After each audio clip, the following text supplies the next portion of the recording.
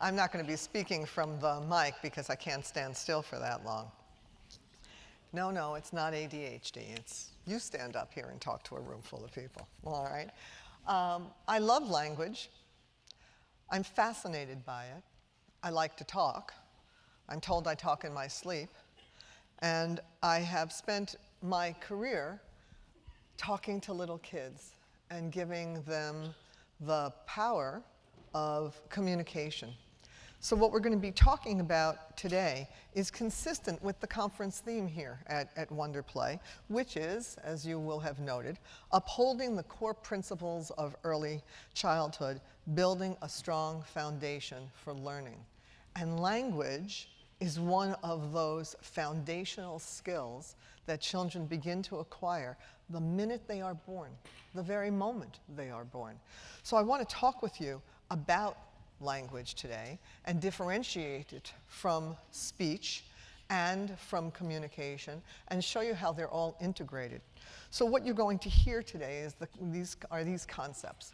That language is the vehicle that drives the curriculum in any school setting, that it pervades every aspect of interaction and learning within any classroom, and that ultimately, especially in school, but ultimately across the board, to a large extent we use language for thinking. So having good language skills is crucial. Language, as you'll see, is the foundation of literacy.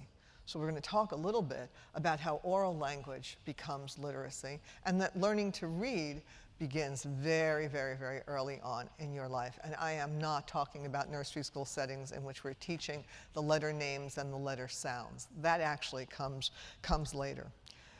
Also, I'm going to be talking with you a little bit about the role of teacher language and children's language. So there's a very rapid development of language skills.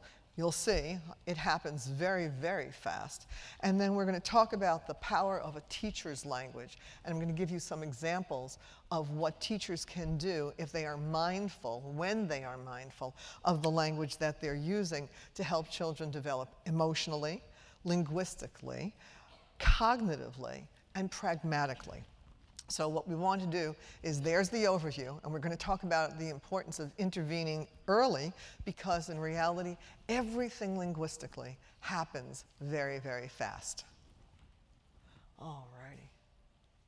So language is the vehicle that drives the curriculum. Why do I pick that image? Well, I'm the mother of twin sons who have recently gotten their first new car. Ergo, this side of my hair has begun to turn gray. The intervening years were here, but and the car has a name. It's been anthropomorphized. The car's name is Gaw. Just as a quick show of hands, is Gaw a female name? Or is Gaw a male name?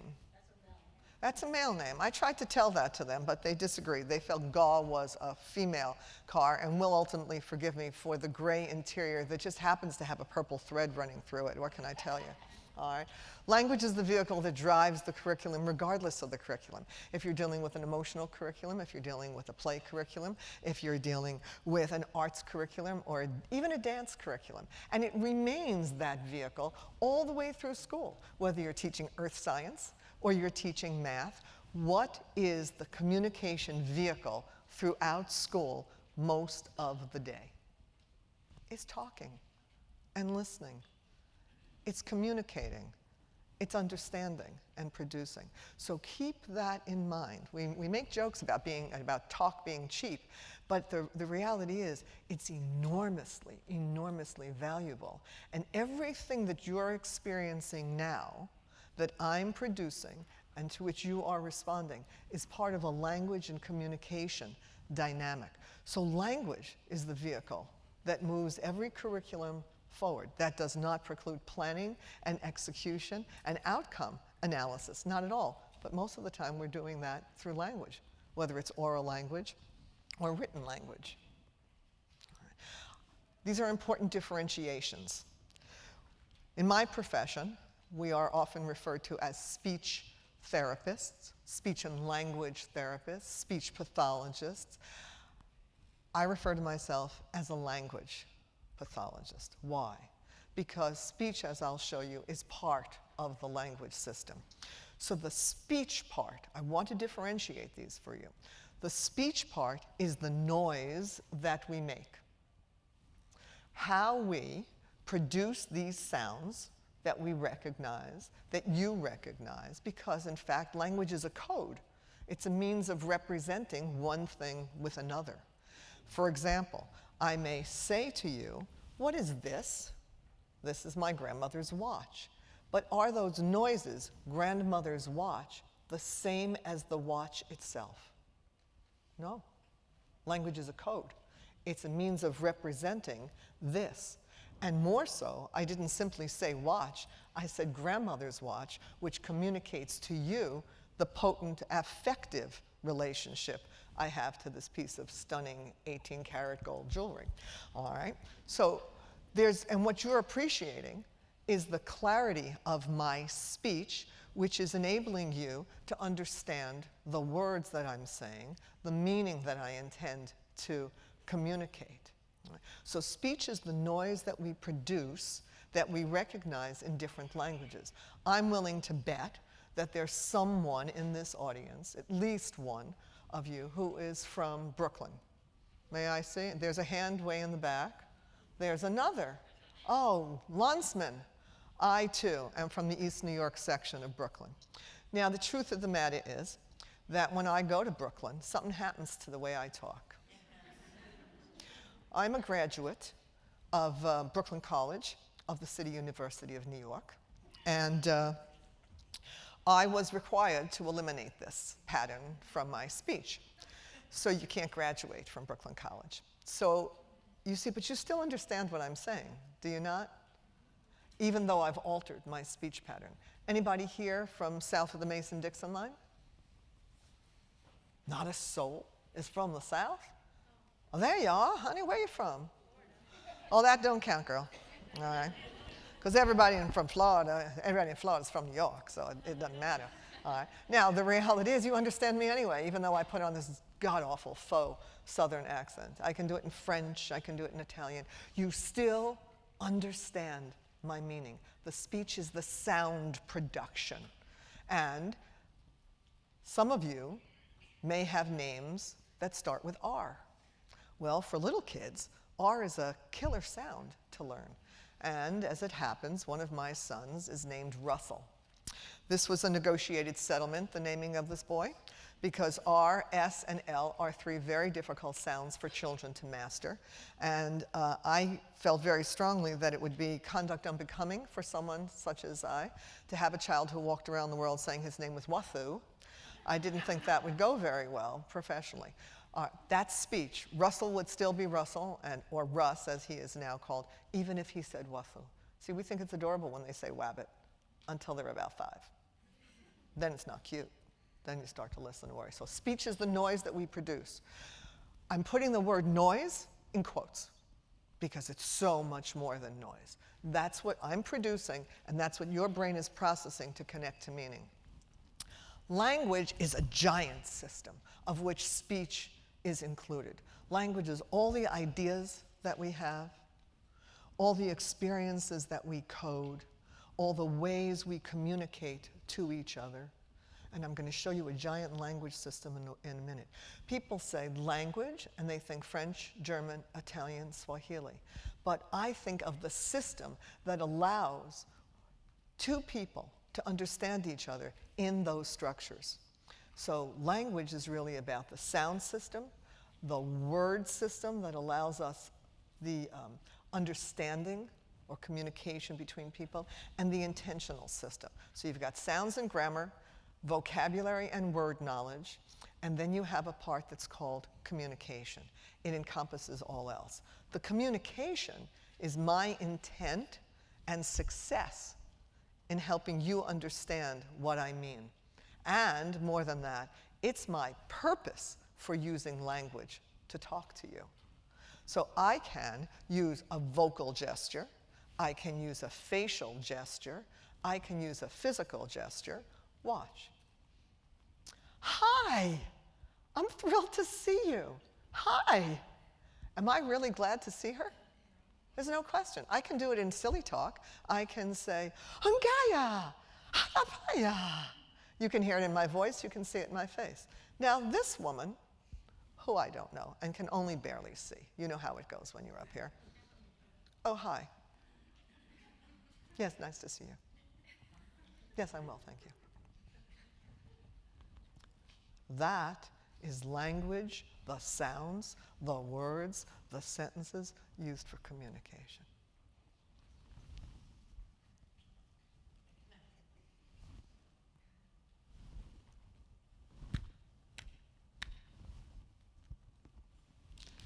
Oh, thank you. And I didn't say a word, but you knew what my meaning was. So how we look at each other, how we use our faces, how we use our voices, what our intention is, intellectually and emotionally, is what is communicated through language. And thank you for that round of applause, for which you made me beg. All right. All right. Now, there are the components of language all linked together because, and this is important when I'm talking with nursery school teachers and administrators, language is not divided simply as receptive and expressive. It's an integrated system. Yes, some children may have more trouble communicating, and some may have more difficulty understanding, but language is an active rule-governed system, and the rules are applicable in many ways in an overlapping way. So I want you to think in terms of the dynamic of form, content, and use. And what I'm going to do is go through each of those areas with you in a moment. But I want you to think of it in terms of these interlocking circles, rather than a division between expressive and receptive. It's much more dynamic than that. You'll see as well that what is important here for me in this slide to communicate to you is that oral language is the foundation of literacy. Oral language is listening and speaking. Those foundations become reading and writing.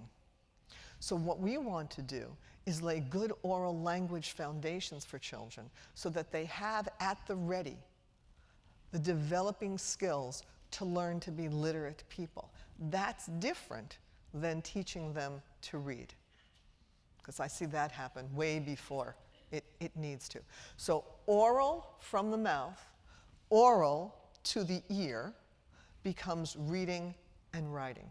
Oral language is absolutely the foundation of literacy, and so when you are talking to children and building their sound knowledge, when you are playing with them and building their vocabulary knowledge, when you're talking in different kinds of sentence structures, asking questions, making exclamations, asking different kinds of questions, you are providing them with what will later on become literacy skills. And it has nothing at this point to do with teaching them the names of the letters and the sounds of the letters, which are great abstractions for little kids. So think of language as embedded in the speech. That's what language form is. I'm going to show you in a moment. And language use, content, and language use meaning all of the purposes with which we use language, our intentions. So it would be the same thing. Why am I reading this? And content, all of our knowledge as it is stored in words and concepts. Oral language is the foundation of literacy. So let's take a look. Keep in mind that image, the interacting circles of form, content, and use. Remember that all day long we're talking in school. We're talking back and forth to each other in school about what we're doing and how we're doing it. My goal is to make you more aware, not only of the language development of the children, but to cause you to think about your own language as well. So language form is the sound system. That's the speech part that I was telling you about. And I also demonstrated to you the intonation patterns. So how you use your voice is also part of the language form. Then there's language structure. The word structure. Word structure has to do with this. I am holding up one finger, correct? And now I'm holding up three. What'd you put on the end of that word? S. So if I say to you, what does s mean? Well, by itself, s means nothing. Unless you happen to be playing a snake in a Halloween parade, doesn't mean a thing. But if I put s on the end of fingers, it now means the plural. If I put it on the end of Ellen's name, Ellen, Ellen's. Now what does it mean? Possessive. I own it. It's mine. It's still just a sound. But you see how sound changes meaning? And here's my favorite. Oh, there's another that you can do. If I say eats, what is that meaning? Lydia eats. Currently. It's a time concept. Yes, it's the third person singular, but it's a time concept. It means right now. So you see how the speech is connected to the content, to the meaning part? Now, I've already told you that I have twin sons. When those guys were very young, I had them in the supermarket with me in a twin stroller, and a little girl was in the cart, the shopping cart, having come up to the cashier's lane with her mom, and she looked over at the babies as I was putting things on the counter. They were in this long stroller, front and back, and this little girl, who was about 3.5 years old, said, "Oh, look, Mommy, it's a baby and a co-baby." Now, we know that there's no such word as co-baby. We know that her mommy never told her the word co-baby. But we know that she knew enough about word structure, because I'm willing to bet when she goes on errands, she's the co-pilot or the co-traveler. And so she took that meaning and she attached it to when she saw two of a kind. Nobody taught her that. Little kids figure this out on their own. So that's a word structure piece that's very important to meaning. And then there's grammar, the sentences that we construct. And I'm just curious to know, anybody here ever have his or her mom say to you, "Sweetheart, when you mean right now, please put the ing on the end of the main verb"? Anybody? Good. I'm glad, because you would be very, very unhealthy in an emotional way if your mother had spoken to you that way. The fact is, nobody teaches you that, but you learn it. You learn it. You learn to say going, all right? The same way you learn to say, "I want milk, please," when in fact, not so many months before, all you said was, "Moo," and you got milk. But over time, you say, "Mook, mook, mook peas, want milk, have milk, please. Mommy, can I have more milk?" And you always get the milk. So how do you learn the grammar? It's part of your exposure to language. People talk to you. You listen to the way people talk, and no one teaches you the rules until you get to about the 2nd grade. But you already know them then. You already know them. So form is the speech part. It is the word structure. It is the grammar. And how you phrase sentences is very important to how children learn. We're all preschool teachers, but when I go into elementary schools, I can walk down the hall blindfolded, clearly on the arm of someone, but walk down the hall blindfolded and know when I'm outside the kindergarten versus when I am outside the 4th or 5th grade. Teacher is reading in the 4th or 5th grade, and she reads the way I would read to you. But when the teacher is reading in kindergarten, what do I hear? "And Curious George said to the man in the yellow hat." I hear a lot more intonation because it helps children understand. So how we use our voices. Language content is crucial. It's the meaning component of the language. What does that mean? Well, there are only so many sounds and only so many prefixes and suffixes. It's only so many sentence types. There's an infinite number of sentences. But your vocabulary and concept knowledge can grow and grow and grow forever. Every time you learn something new, it gets stored linguistically in language in your mind.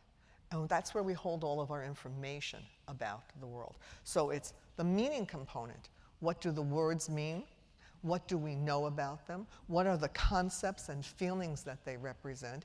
It is loosely called vocabulary, but it's much, much more than vocabulary. It's not only the words you know, but it's what you know about those words.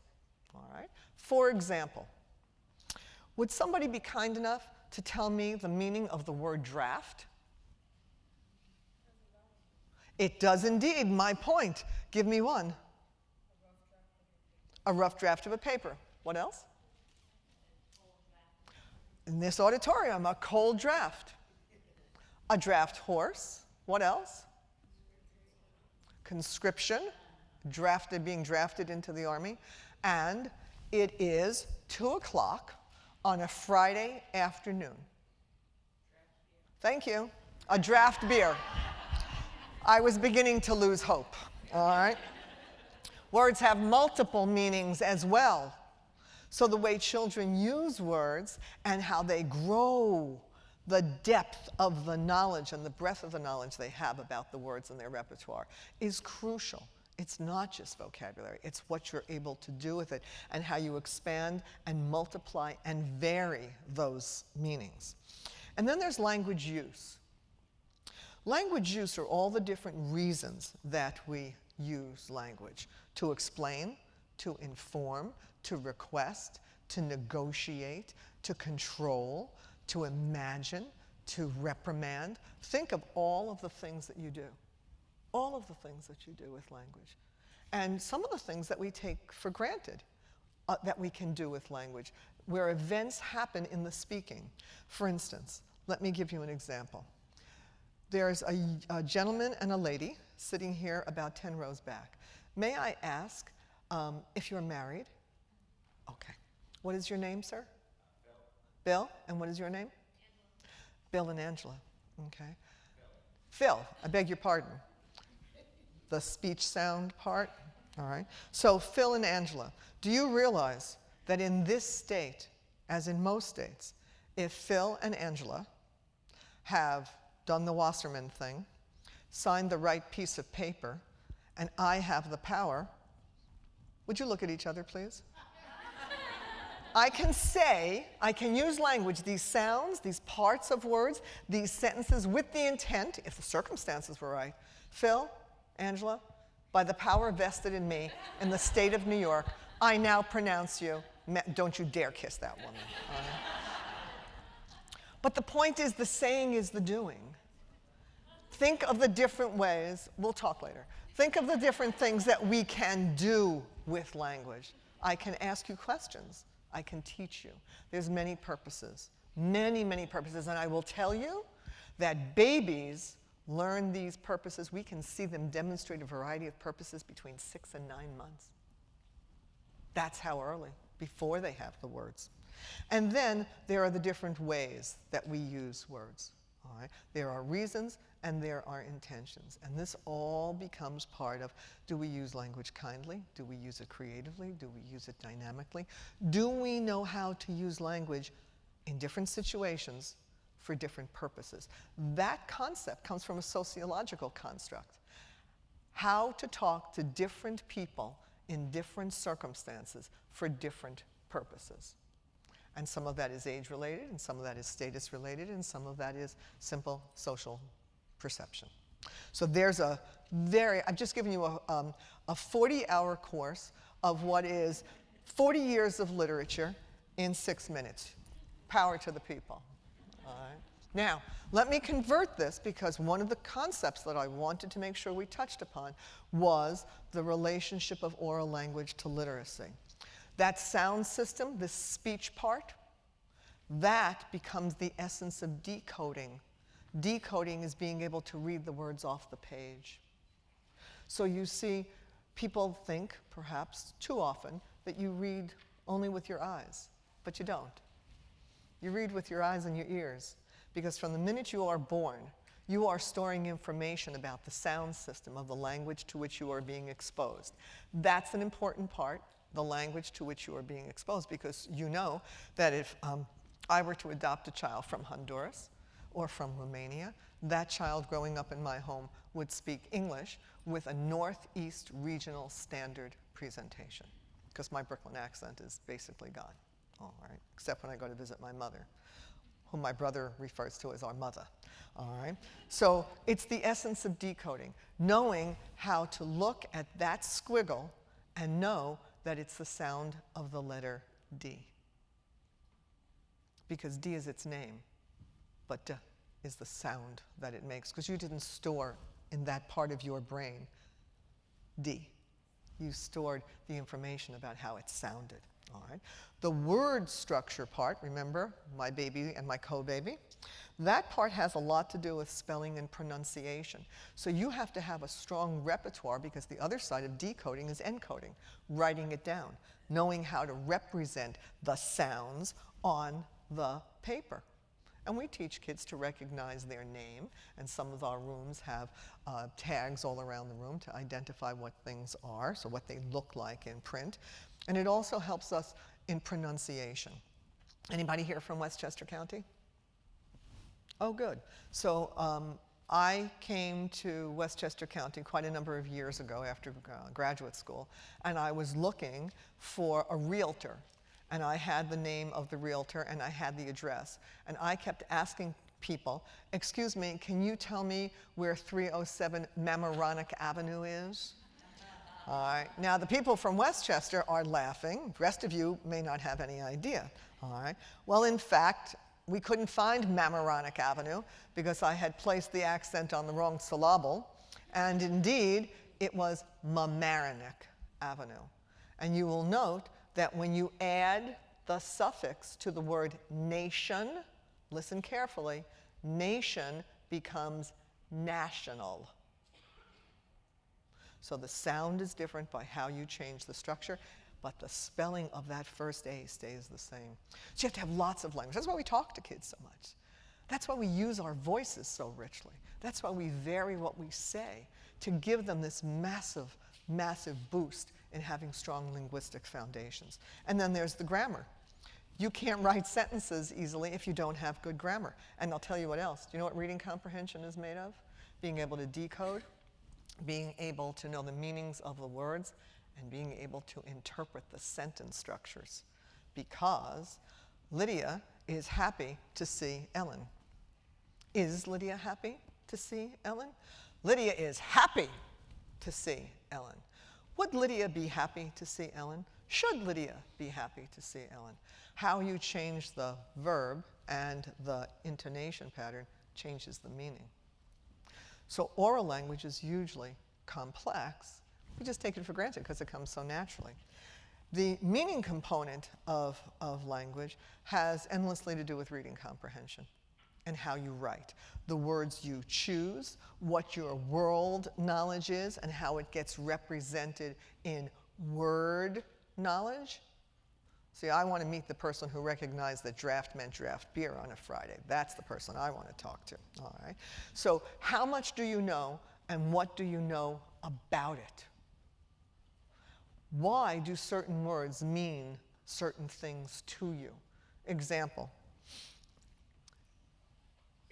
The word rent.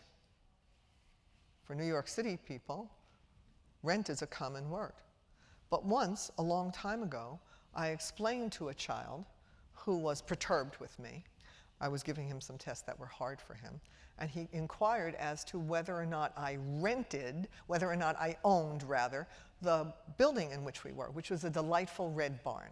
And I said to him, no, sweetie, I don't own this barn. And he looked and he said, oh, do you own that one? Or you don't own any of these, just this one? And I said, no, I don't own the barn. I rent the barn. And on the word rent, the poor child looked at me as if I was mad as a hatter and said, no, no, no, you never rent, you always buy. So for him, rent is a pejorative. Why? Because his family owns a lot of real estate. So he hated my guts. I was giving him all these tests, but he didn't hate me that deeply that he wanted me to see me losing money every month. No, no, you never rent, you always buy.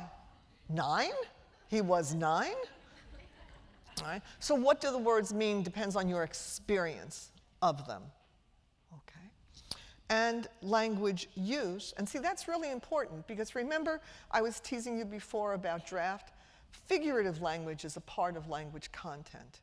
You're the apple of my eye. All right. You're the cherry on the sundae. She was swept off her feet. But if you give a fellow a piece to read, and the opening line is, Tom opened a can of worms when he called Andrew, and that fellow thinks this is going to be a story about fishing, you have a reading comprehension problem all of a sudden. So oral language is the foundation of literacy. And the different purposes and intentions, to greet, to explain, all those that I listed to you before. Why am I reading this? What is my purpose? I read a manual for how to work something electronic differently than I read Anna Karenina, differently than I read the New York Times. I write a thank you note to my mother-in-law differently than I write a letter of complaint to a vendor who didn't deliver what he was supposed to. And so do you write a book report differently. So when you have children dictate oral stories to you, you are laying the foundations of literacy for them. Okay? So that's how all that talking and listening becomes reading and writing. Now, I want you to take a careful look at this with me because, as I said, the next part has to do with just how fast. And this handout can be made available to you. I don't know if you have it. Does everybody have a handout? We can make it available to you. You can email me and we'll forward one to you, or I can talk to Ellen about how you might do it through the Y, but I'll be happy to send you one from the Soifer Center. Because this becomes an ongoing monitoring system for you. Because now you're going to think about how Junior sounds, how complex his sentences are, how big a vocabulary he has, how many different ways he or she communicates. But all of this information is to make clear to you how much they learn and how fast. So let's take a look. Look at the very first one. Understands 300 words. Understands 300 words. But between 18 and 24 months, a little one can use 50 words. Here is the rule of thumb. Little red flag. Any 18-month-old who isn't using 10 words is waving a little flag at you. Little red one, all right? They learn a lot very quickly. They speak much more than they gesture. And what you will see, look at that fifth one down. Uses a rising intonation to ask a question. India Bhagavani? India Bhagavani? Somebody answer my question. Do you speak India Bhagavani language? No, but you know that I'm asking a question and I'm not so sure about it because of my facial gesture. So you can listen to babies babble and you'll start to hear the patterns of what they are being exposed to, because you'll be exposed to something different sounding in Chinese, which is a tonal language, than you will in English, which is an atonal language. So you're going to start to hear the sounds of the language to which the child is being exposed. Children at this age, so those of you who have twos, talk about what's going on in the here and now, right now in this time. They can't talk yet about yesterday and tomorrow. Everything is immediate in the life of a 2-year-old. Points to body parts, knows his name. All right? This is a checklist for you when you have a question. Let's take a look at the next one. Look at how many words. 18 to 24 months, we've got 50 words. But between 2 and 3 years, now you've got 500 words. That's a lot. Years ago, when I was a baby speech and language pathologist, the way we measured children's language development was by how many words they had. Not anymore. Because I can have 500 words that I use for naming, as opposed to what you have now been exposed to, which is using them for different purposes. So it's not enough to have the words. You have to use them in different ways. Look at the next, apropos of my poor son, Wasu. All right? A 3-year-old is intelligible 50 to 75% of the time. So if Was was in your class and he was Hui and calling himself Was, that would be okay. We would expect that because you could still understand him. Look at the next, because this one's important. I'm trying to look at you. Can't see but the first few people. But I know, because I can think about my experience, and I do that largely in words as a person with a background in psycholinguistics, I am thinking about what I experience when I'm where you are.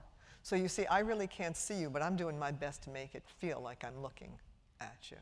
Because I know And we know that very little tiny people know that if I want to talk to you, I have to look at you. So you're looking for eye contact. Holding a conversation.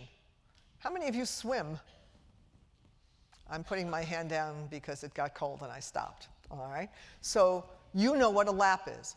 A lap is all the way to this wall and all the way back. Just over there and stopping to breathe is not a whole lap. All right? That's my MO. A conversational turn is like that too. You go, I go. You go, I go. And you see between 2 and 3, we expect them to be able to stay on a conversational topic. And that conversational topic could be Elmo, or it could be cookies. It doesn't matter what it is for 2 turns. So that you don't always have to hold up your end of the conversation. Take a look at some of the others. Answers simple WH questions. Answers the simple WH questions about the things that are right there and happening in immediacy. We're not asking for explanations to how something happened or why, but look how much, and now you're looking at the next one in terms of prepositions. These are concepts represented in the vocabulary of prepositions. Take a look at the next. You are now getting no. No want, no drink, no do, no. You know why? Because they learned the power of no. If you try and ask any youngster, 30 months old, talk to me about negation, sweetheart. Negation? What? But the kid's going to look at you and say, no. But he doesn't know, K-N-O-W, that N-O represents negation. He understands the experiential power of being able to say, no, I'm not eating it. You can make me eat it. All right? So you start to hear the negation. For those kids that you're watching in school, they talk to themselves when they're playing. They talk about what they're playing. And then, look again, this is the word structure. They start to say kissed and eated because they've learned the rule you add ed to the end. That means it happened already. They just don't know that there are the irregular verbs. Okay? I want you to take note that there are the concepts of big and little by this age. All right. There is the ability to point to pictures and identify them by name. So let's keep going. I want you to use this as a checklist. Now, they understand more than 1,000 words. More than 1,000 words. And I will tell you that the average first grader has 6,000 words in his or her repertoire.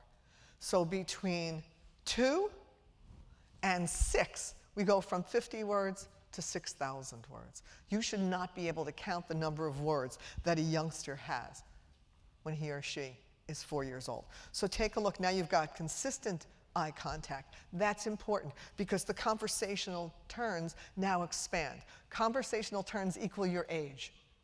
So if you're 3, you're expected to be in a conversation. This is the use part of language. You're expected to be in a conversation or be able to hold a conversational topic for 3 turns. If you're 4, you're supposed to be able to hold it for 4 turns. So just take a look. Now you've got 3 and 4 word sentences. You've got time concepts. These are the kinds of things that you can monitor in the development of young children. Now, what's particularly important here is by the time we are 3 and 4, now we can talk about tomorrow and about yesterday. It's not just the here and now. And now look at the level of use of language for commenting and for questioning. Now we've got inquiry. How do you? What does? Where is? Okay? And then finally, a 4-year-old between 3 and 4, 36 to 48 months, is intelligible 75% of the time. You should be able to understand what the youngster is saying. Now, I'm going to give you a description, or I'm going to show you a face. And when you see this face, and you don't always understand what the youngster is saying, I'll tell you what to do. Do you recognize this face?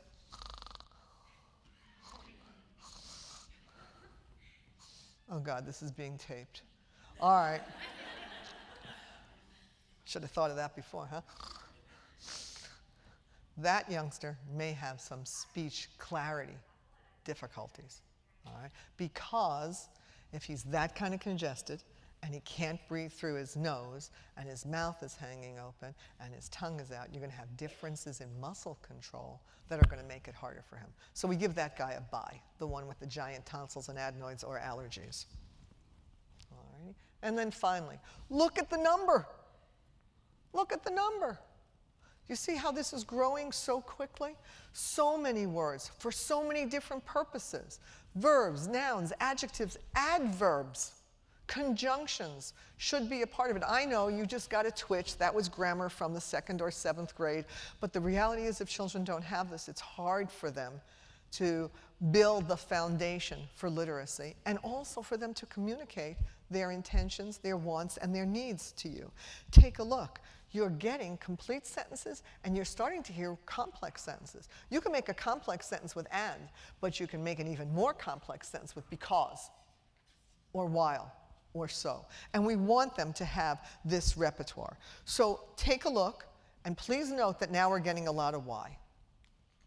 And the early concepts of same and different, which can become very important for learning, I want you to hold on to this information. I will gladly send it to you because the message here is it all happens so fast, so very fast. Okay? Now, what I'm going to talk with you now is this set of techniques that I want you to be able to think about when you are interacting with children. So we have established that language is a part of everything. Language is more complex than receptive and expressive. Yes? That language is a dynamic and rule-governed system. It's a code, a means of representing one thing with another. It's speech and word parts and grammar. It's vocabulary and concept knowledge. It is all the different purposes and intentions with which we use it and how facile we are. Now I want to give you some techniques as teachers that you can use in the classroom to help facilitate children's thinking and problem solving with language. So you have the basics. Let's talk about the different ways that you can help kids in the classroom by your language. So while we've been focusing on theirs, let's now shift and focus to yours. Okay? Let's use the story of the gingerbread man. So how do you ask questions, make statements using the gingerbread man? So you've read the gingerbread man to the kids, probably I don't know how many million times, but you're now going to talk about the gingerbread man. So what we want to do is ask different questions, different kinds of questions, make different kinds of statements. And I will implore all of you, that's what I'll be talking about later this afternoon, but some of you may not be there. I'm going to implore you from long experience, please, please, please, never ask a child, unless you have an unbelievably good reason, a question to which you know the answer already. Because those are conversation killers. So Junior is sitting and playing with Play-Doh, and you say, "Is that blue?" Now, if the child had the good sense, or I was in his ear technologically, I might look up, have him look up and say, "Blind?" But you don't see it? Looks blue to me. People ask children questions to which they know the answer, and it's a conversation stopper. It doesn't facilitate thinking, all right? So I could go on for an hour or some about questions, but I want you to keep in your minds as educators, don't ask questions to which you know the answers, because that creates, it stops a conversation, or it indicates that to the youngster that this isn't going to be a conversation. It's a Q&A, and that has a different affective response. So let's talk about the kind of questions you ask to help children formulate their ideas. So we're talking about the gingerbread man, and look at the way we've formulated this. I think. We start with what I'm doing. This is a conversational technique. All right. I think that the gingerbread man was mean to run away from the old woman. So you're not asking this giant question. So how do you think? That's hard for a little kid. I'm giving a frame of reference for this question. I'm having a conversation with you. And then you say, because you've already given your opinion, I think she's mean. You've created a parameter for discussion. It's about feelings. How do you think she felt? If someone is mean to you, how do you feel? You can bring the question to a personal level. When in doubt, go to analogy. As a matter of fact, go to analogy or a personal connection whenever you can.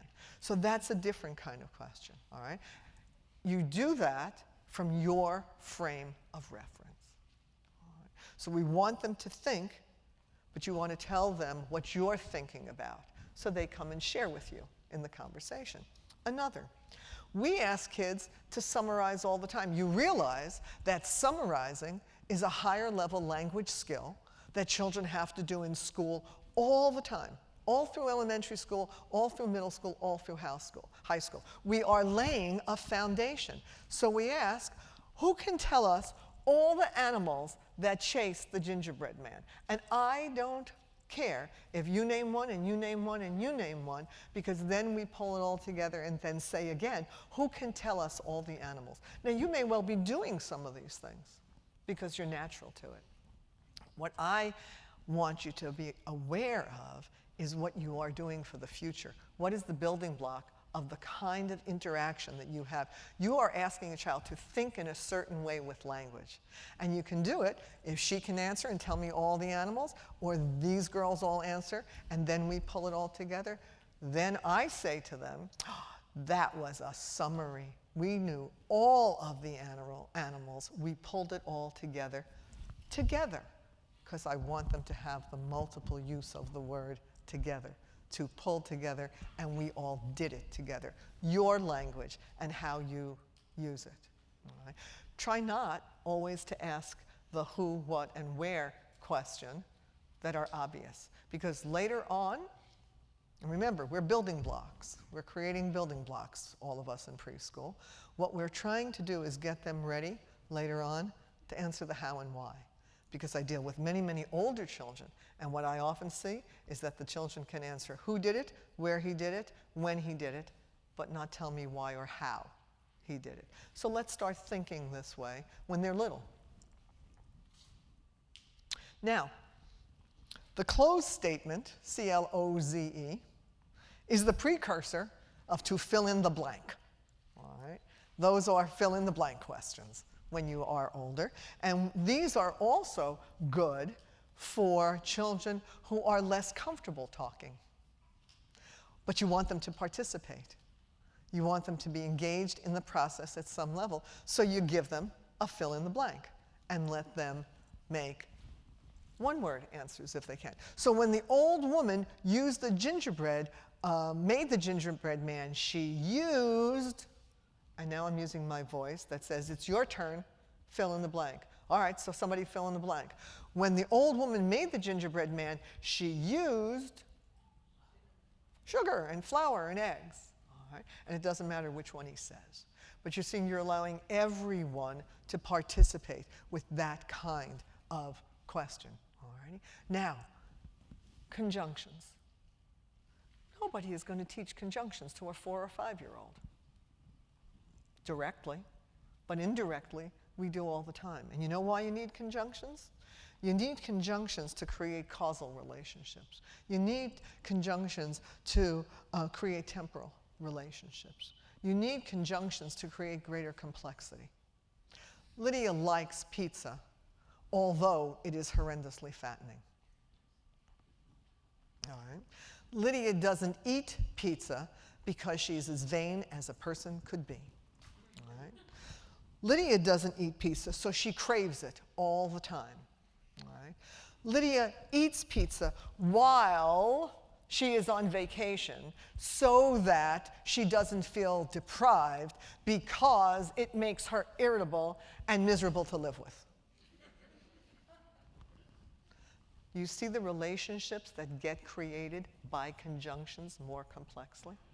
So you know that even 2-year-olds, when you ask them why, some of them will say, a cause. They don't know because what, but they know that why goes with because. So here what I'm saying is let's start using appropriate early conjunctions, not nevertheless. You don't need nevertheless when you're 4. But you can do because, and you can do while, and you can do since, and you certainly can do and. So the gingerbread man ran, and you say, yes, he ran as fast as, who's the fastest? And you fill that in. So you've got a combination close, but you're also doing a comparison. You're using language to build thinking skills. All right? And the cow chased him. Our inclination is to say why, or to repeat it. I want you to think about saying, yes, and the cow chased him because there's a reason. We are facilitating thinking and problem solving. All right? Now, all of this is not about questions. We create what are called preparatory sets, thinking about and a frame of reference about thinking so that you can let a child know what needs to be communicated. All right? What idea, what feeling, what concept needs to be communicated. And so you say, I want a glue. I can't finish. I want a glue. You can, you need, you might ask her for the glue so you can finish your mask. When I hear teachers say, use your words, honey. Oh, I heard the chuckle. All right. Which ones should they use? Watermelon, cantaloupe, orange. No, those are not the words that I want you to use. Use your words means we, as grown-up language users, have to tell you what words are the right words to use in what situation. Remember, from a sociological point of view, how do we talk to different people for different purposes in different situations? So what words do you use?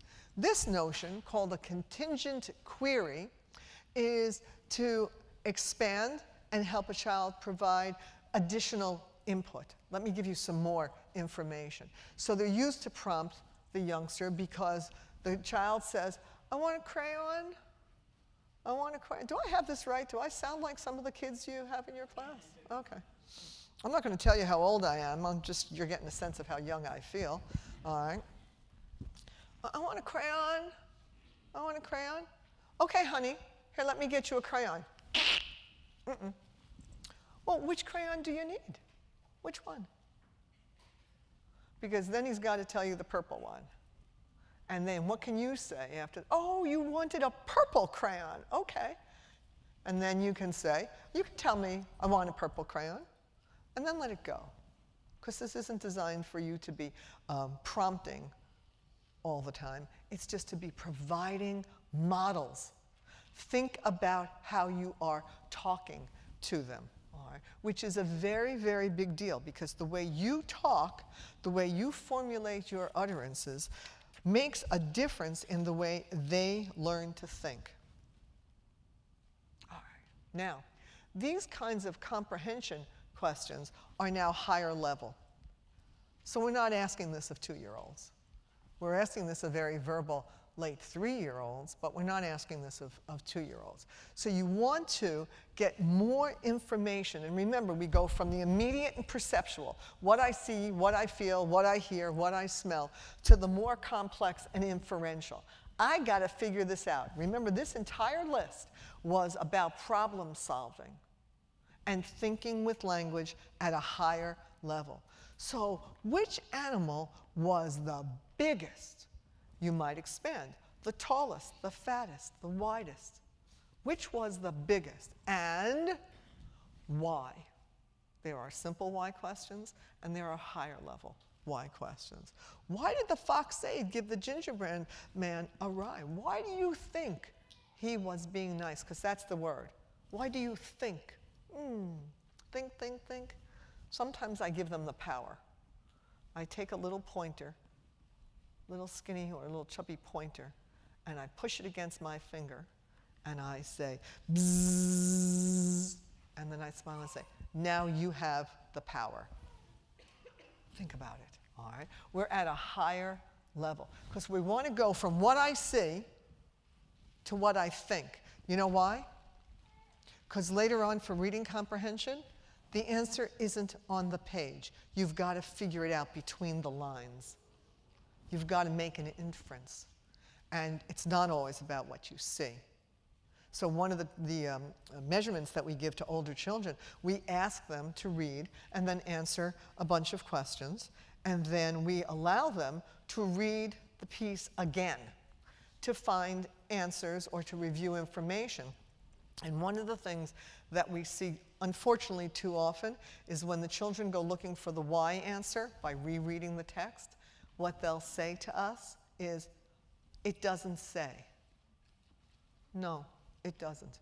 It's between the lines. So for us, dealing with the short and adorable, what we want to start asking them to do, what we want to start facilitating with our questions, with the language that we use to them, is the language of thinking and figuring out what's not there. Because the way we teach inferences is detail plus detail plus detail equals an inference. So how'd you figure that out? To think about, okay? So I want you to be aware of your language and how it facilitates for them, all right? Now, this is an old favorite of mine because I find lots of times that people don't like silence. So if it gets quiet, teachers want to fill in that space. And what I suggest sometimes is a very simple, and wait, and wait. Put the ball back into the child's court. Tell me more. Instead, you can go, I am hearing an infant, aren't I? Okay. I have this sudden urge to find that baby and hold it in my arms. How old is the baby? Oh, I am so happy to be contributing to his or her literacy development. I am teaching a baby to read.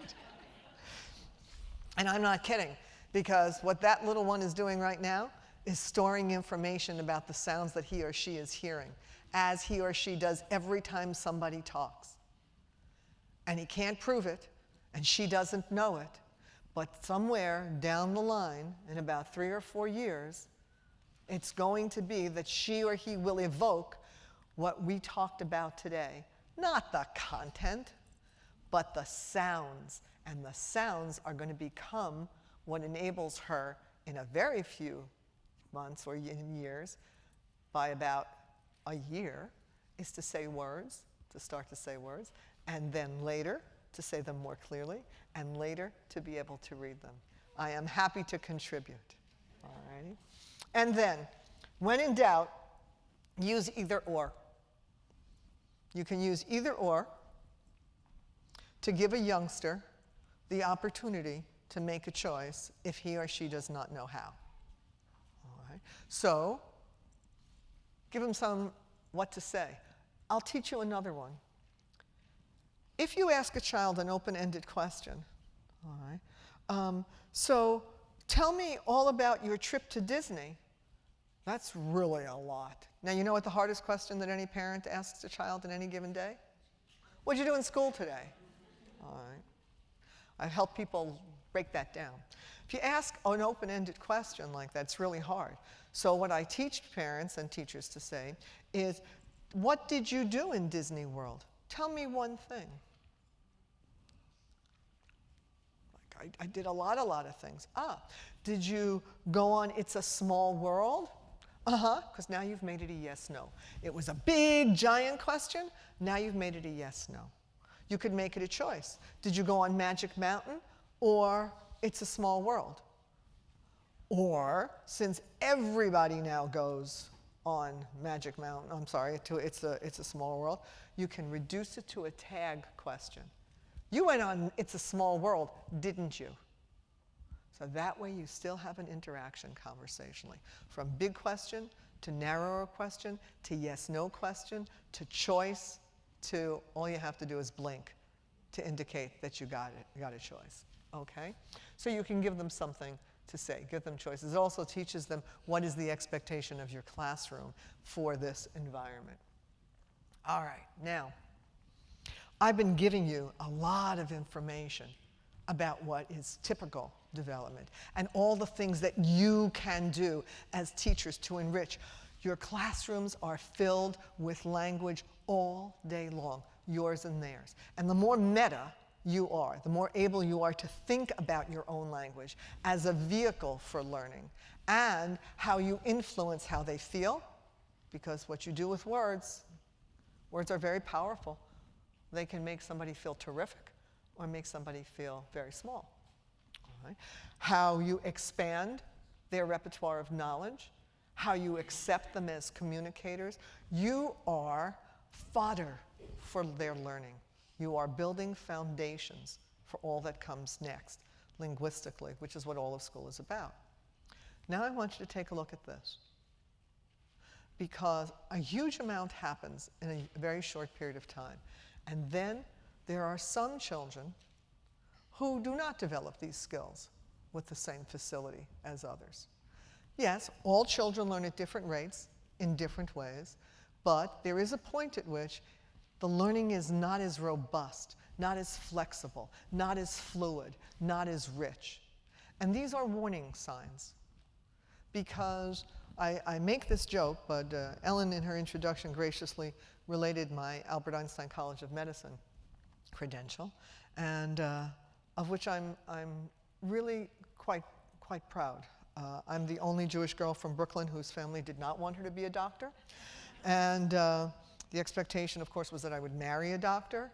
I wanted to be a doctor and to go to the Albert Einstein College of Medicine. As a little girl, I revered Albert Einstein. And so when I got this appointment at Einstein, fortunately, my grandparents were still alive, and they were really, really proud, and I'm really proud and pleased. My task now at Einstein is to train physicians. I train residents and fellows in pediatrics, neurology, psychiatry about language and cognitive development. And what I always tell these folks is, if you're going to say to somebody's mommy, "Oh, don't worry, he'll outgrow it," it is imperative that you know what it is and when it will be outgrown. Because, you see, I have your name on this attendance list. And if you go into private practice instead of cardiology, I'm going to come get you if I find out that you've said that to somebody's mother. Crucial. Maybe it will be outgrown, but if it's not, you need to do something about it. So let's look. When children have difficulty understanding classroom instructions, when they don't master the routines, could be any number of reasons, but we want to make sure it's not because they don't understand the words that you're using. When children are not talking in 3 and 4 and 5 word sentences by the time they are 4 to 5 years old. Those guys are talking in long, long sentences now. That's something. That's different than being reserved and not talking a lot, as opposed to not producing sentences that are long enough or complex enough. When children don't understand all the time, when you have to simplify what you are saying, you have to demonstrate a lot of the time. Those are little things to watch. I'm not saying that you become inordinately concerned about anybody who has any one of these. It's when you have a bunch of them. And what you do is you make a note to yourself, note to self, watch Monica to see how this changes over time. All right. By the time they are 5, they're supposed to be 95% intelligible to an unfamiliar listener. That doesn't mean that they don't love you. They can still love you, but you should be able to understand the youngster most of the time. And then, poor retention of information. Can't hold on to what you said. Needs a lot of repetition. Could happen for a lot of reasons, and you're supposed to watch it. But you're not supposed to ignore when you have clusters of these, because all of this has meaning down the pike. All right. We can measure play. We can measure levels of play. So when children play in a limited way, over extended periods of time, or their play is repetitive. And I want to differentiate between somebody who's reserved and has one friend and likes to play with her all the time versus someone who doesn't like to play with others and prefers to be solo. Isn't always a problem. Not one of these by itself is as significant as any of them together. All right? So part of the reason we picked these is that you need your memory to learn new information, to hold on to it, and you need to be able to sum it up and relate it to new information that's coming in. Time, space, and number, you have to know these things. Yesterday, today, tomorrow. You don't have to know them when you're 3, but you do need to know them by the time you're 5. Because this is represented in language, but it's a concept that is coded in words. Okay? These I pick for a particular reason. All of these are in the literature very, very specifically. And do you know where you see them? What literature you see them in? In the literature about children with reading problems. So when I go into 3-year-old classes, the 3s to 4s, do you know what I watch for? I love to watch when the kids are singing, because I can tell somebody to keep an eye on when he can't learn the nursery rhymes. Because rhyming is a precursory skill for reading. And they can make all the sounds, and they have the melody, but they have trouble with these. So difficulty learning color and shape names, especially color names. Difficulty remembering your friends' names, or difficulty finding the words you want when you want them. Now, as you can tell, besides my pizza fetish and my vanity, besides my gray hair because of the car, I am a woman, I like to believe, of relative vigor. We've bagged the part about relative vigor in youth. All right? However, I experience word-finding difficulties. There's another menopausal lady in the audience. All right? That means that thing or nothing comes out when I want to say candle, or thing or stuff comes out, worse yet, nothing, when I want to refer to my assistant director with whom I have worked for 7 years, and her name is in the wind. I have no idea who she is. All right? Word-finding difficulties happen to everybody in middle age or advancing middle age. They are never supposed to happen to little kids. You're hearing a lot of thing and stuff, and my other favorite one, thingamajiggy? Love thingamajiggy. That goes with difficulty learning color names. Brains, as Joanne Deek have told you, are flexible. They are elastic. They have great flexibility. They have all sorts of skills, and they grow and they change. But these things are little signals that the parts of your ever-growing, ever-flexible brain that you're going to need for later learning to read are not as strong as they need to be. So I want you to keep that list in your mind, because it's important. Now, I have a final thought for you, and then I'll be glad to take any of your questions. Talk is very cheap, but its value is immeasurable.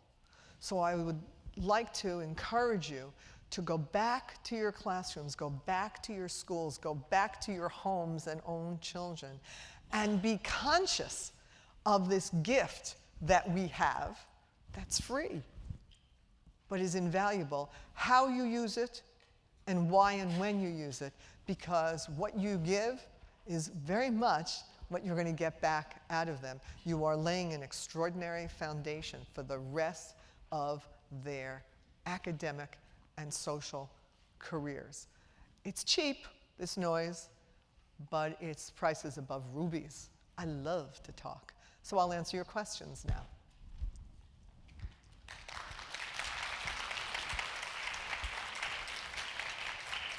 Thank you. That was real applause? That wasn't the applause I begged for? Okay. My mother sends checks. You should have known that in advance. Do you have any questions? About, yes, ma'am. You in the red scarf.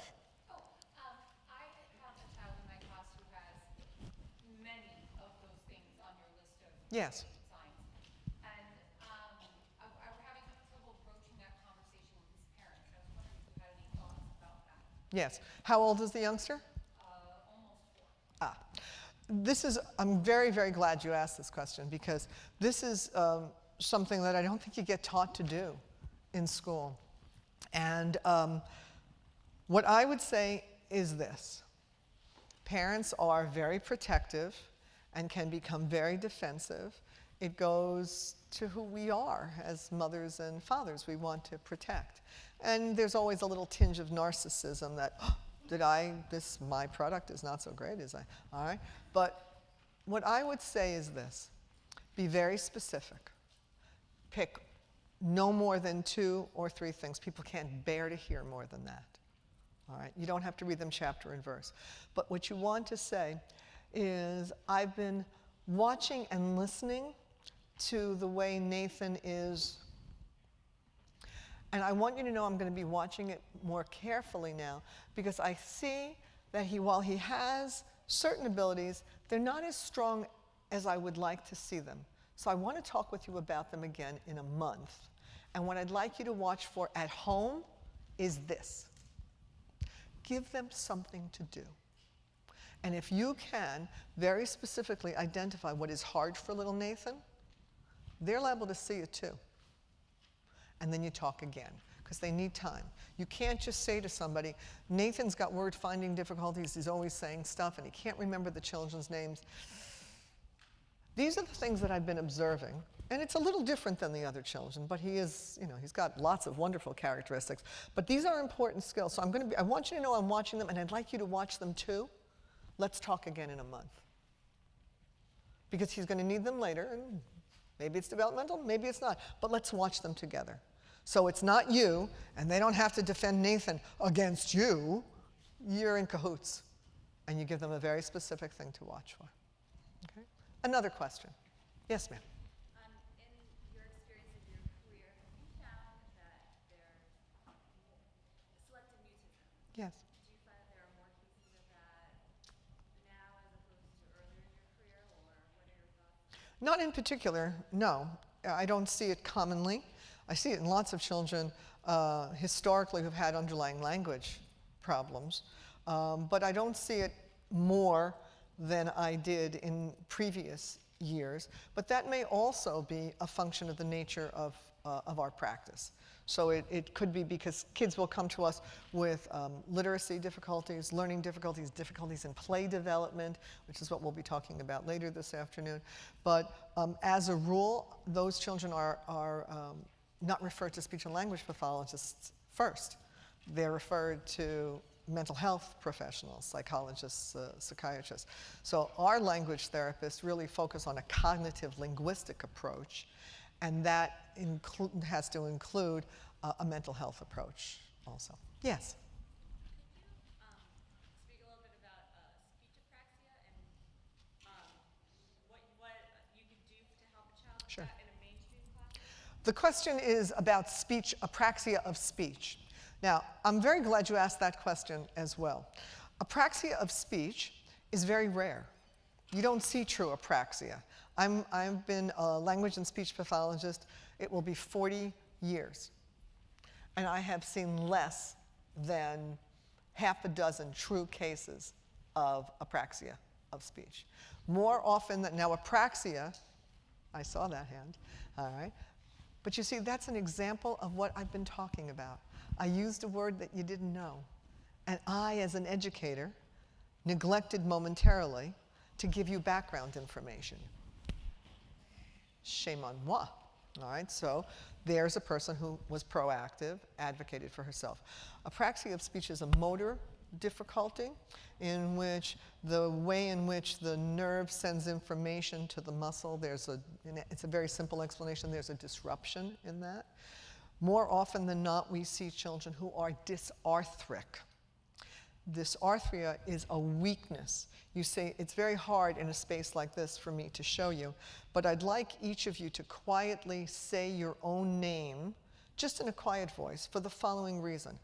You say your first, your middle, your last, and if you're married, say your first, your middle, your maiden, and your married name. And feel the amount of movement in your mouth. You are moving those articulators, your jaw, your lips, your teeth, your tongue, and your soft palate in about that much space. And if those muscles are not strong and coordinated, if they are weak because of low muscle tone, you say, I have mixed muscle tone. Anybody here a dancer? Okay. Dancers have a tendency to have high muscle tone. They don't do this. It's not common. They have high muscle tone. We all have different kinds of muscle tone. But if you have weak muscle tone and the muscles of your cheeks are not strong and you can't move them quickly, then your tongue can't get where it has to go in your mouth. Please say your names and feel your tongue and lips.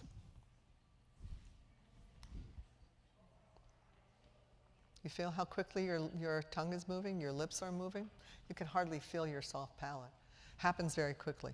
So what happens in someone who has dysarthria, they have low muscle tone, they can't make the movements. What happens in somebody with apraxia, and you can be both apraxic and dysarthric, the issue is not with the muscles, it's the way the muscles are innervated. That is not something that a non-professional can readily deal with. So if you've got an apraxic child, I have a woman on my staff who is a specialist in this area. Of those 6 children that I made reference to a moment ago, I have seen her give voice to 3 kids who were grossly and grotesquely unintelligible. It's remarkable what she knows how to do. But she's a specialist, and there are specialists. I, frankly, am licensed to do this, and I don't know how. So you need someone who will teach you what you can do in the class, because then it's not just about the speech. It's about how you communicate and handle the communicative attempts of somebody who wants to say ma and can't make her lips come together. So we have a little girl in the office who came to us. She's 5 years old now, completely nonverbal, who is now able to say, and it's a pleasure because I bump into her with this particular clinician every week, and I'll say to her, hi, Dylan, and she says now, hi, and then it's always the same routine, me apple, and my clinician colleague will say to her, Dylan, eat apple, and she looks at me and goes, eat apple? Because she's used to doing me to communicate to herself. Complicated condition. One last question, ladies and gentlemen. Yes, ma'am. Yes, please. I wanted to know if you think, I work with babies, Uh-huh. 3 months to 12 months old. Yes. I think it's detrimental to talk to them too much because I love to talk to my babies. But there was an OT that came to observe my children, and one of the feedback that she gave me was like she thought that I talked too much to them during the play. So, for example, I would be saying, "Oh, Sophia, I see you're trying to stand to get whatever it was," and I was just constantly speaking to them. "I'm gonna pick you up. I'm gonna change your diaper. I see you doing." And she told me, "I think you need to shoo and go and clean toys or clean trays." I wanted to know if sometimes It depends on the age of the child. You can talk to babies till you're blue in the face. Right? You can talk a lot to little babies. But, and what's really fun about talking to little babies is that they don't understand what you're saying. They're completely responsive only to your vocal intonation pattern and your facial expression. So I can look at this little baby and say the most god-awful things to her. Oh, my God. You are the ugliest baby in the world. My God, you look just like your Uncle Harry.